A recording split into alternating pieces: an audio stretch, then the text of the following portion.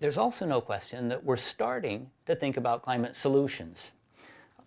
Investments in adaptation, in coping as effectively as possible with the climate changes that can't be avoided are already beginning to occur.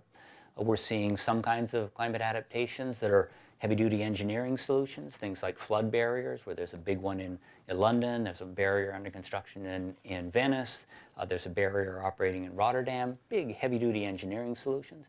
But we're also seeing lots of community-based solutions, planting mangroves for coastal protection throughout the tropics, societies that are organizing. We've even seen some societies, First Nation societies in Alaska, that have asked to move as a consequence of coastal erosion that's been accelerated by climate change.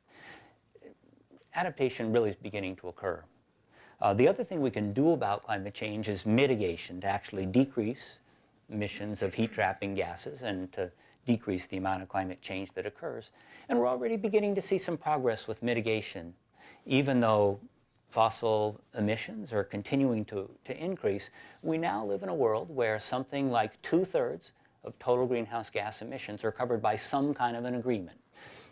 We can talk about whether they're effective agreements, but there's some kind of agreement that covers 2/3 of the current emissions. What it means is that we're beginning to learn, we're beginning to have experience, see what works, what doesn't, what we need to change in order to be more effective. Let me stop for a minute